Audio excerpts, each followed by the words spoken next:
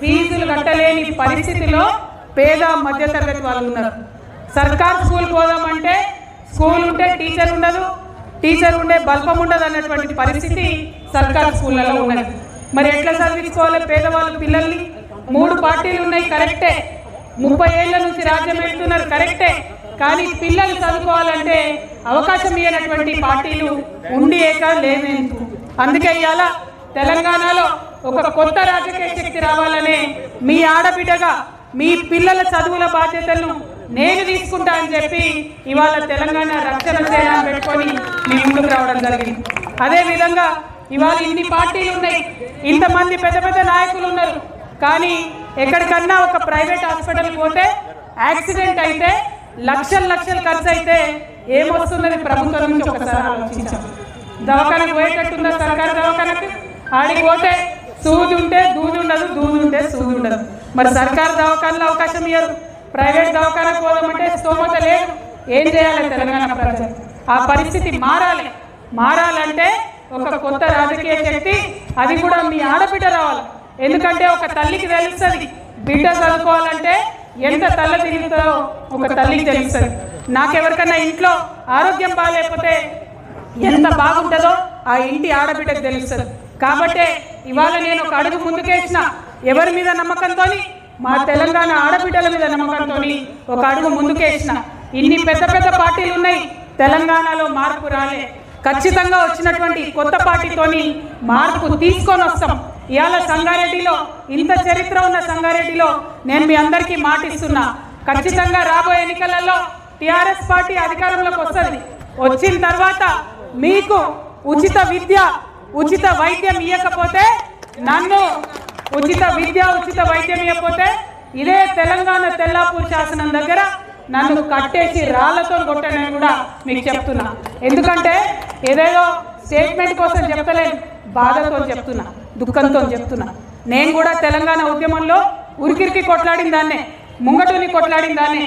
ఎందుకు తెచ్చుకున్నాం తెలంగాణ? పేద బిడ్డలకు హాస్పిటల్ పోవాలంటే జేబు చూసుకునే అవసరం రావద్దని తెచ్చుకున్నాం. పేద పిల్లలు చదువుకోవాలంటే ఆలోచించాల్సిన అవసరం లేవద్దని తెచ్చుకున్నాం. అది రాలేదు, మారాలనే నేను ముందడుగేసిన. ఇంకొక మాట చెప్పాలి, చాలా మంది మేధావులు ఇంటెలెక్చువల్స్ ఎంప్లాయీస్ ఉంటారు సంగారెడ్డిలో. మనకి ఎప్పటి నుంచో ప్రాజెక్టు ఉన్నది, సింగూరు ప్రాజెక్టు. ఒక 15 ఏళ్ళైంది సింగూరు ప్రాజెక్టు కుంగుతుంది. తెలంగాణ రాకముందేమో అదే ఉమ్మడి ఆంధ్రప్రదేశ్లో ఉన్నాం, మన ప్రాజెక్టులకు అన్యాయం చేస్తున్నాం అన్నాం. 15 ఏళ్ళు అయిపోయింది సింగూరు కుంగబట్టి, 5 ఏళ్లలో తెలంగాణ వచ్చింది.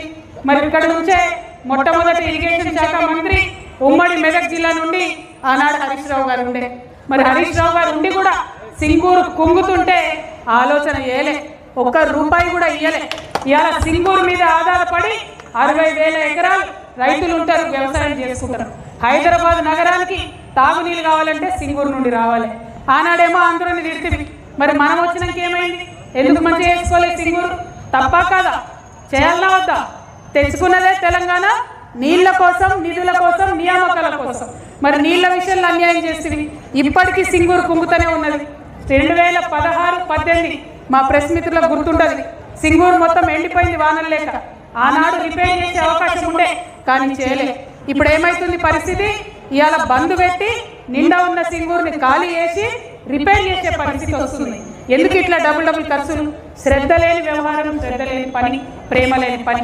అది మారాలంటే ఈ రాష్ట్రంలో మన ప్రాంతాన్ని ప్రేమించే కొత్త ప్రాంతీయ శక్తి రావాలి. కాబట్టి ఇవాళ తెలంగాణ రక్షణ సేన మీ ముందుకు వచ్చిందని చెప్పి సంగారెడ్డి జిల్లా ప్రజలందరికీ కూడా సవినయంగా నేను మనం చేస్తాను. ఇంకొక మాట, మీ సంగారెడ్డిలో రాజకీయం వల్ల మంచుకుంటారు. ఆడ జగ్గారెడ్డి సాబ్ ఉంటాడు, ఇటు రఘునందన్ రావు ఉంటాడు, అట చింత ప్రభాకర్ గారు ఉంటారు, ఈ పక్క దామోదర్ రాజనరసింహ గారు ఉంటారు, ఆ పక్క హరీష్ రావు ఉంటారు. చూడడానికి వీళ్ళందరూ వేరే వేరే పార్టీలలో ఉంటారు, కానీ మొత్తం అంతా మ్యాచ్ ఫిక్సింగ్, కంప్లీట్ కలిసి ఉంటారు అందరు. కార్యకర్తల పరిస్థితి ఏంటంటే ఎవరి దగ్గరికి పోతే ఎవరికి మ్యాటర్ తెలుస్తుందో అర్థం కాని పరిస్థితి ఉంటుంది. కాబట్టి అటువంటి మ్యాచ్ ఫిక్సింగ్ రాజకీయాలు మానుకోవాలి. ఎందుకు మానుకోవాలంటున్నా అంటే, జహీరాబాద్ డెవలప్ అవుతున్నది, కొంత ఎదుగుతున్నది.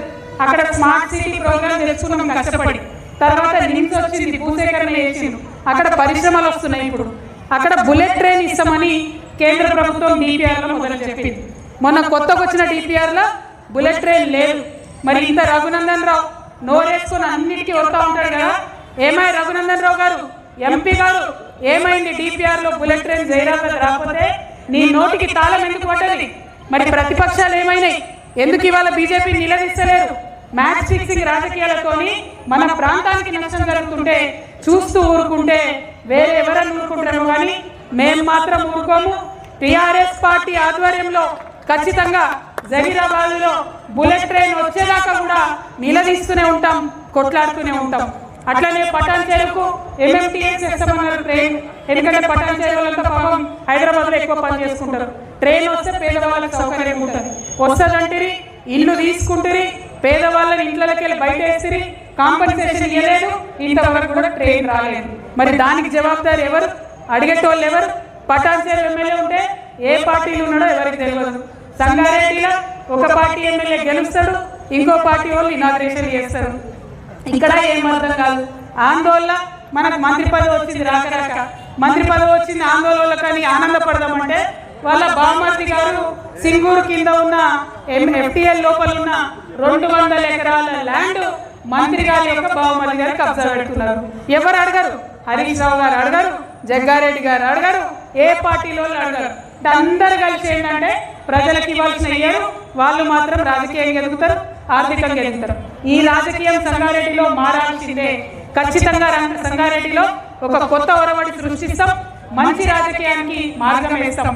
టీఆర్ఎస్ పార్టీ నుండి ఒక మాట ఇచ్చినాం, పాంచజన్యం 5 పథకాలతోని ప్రజల దగ్గరికి వస్తాం.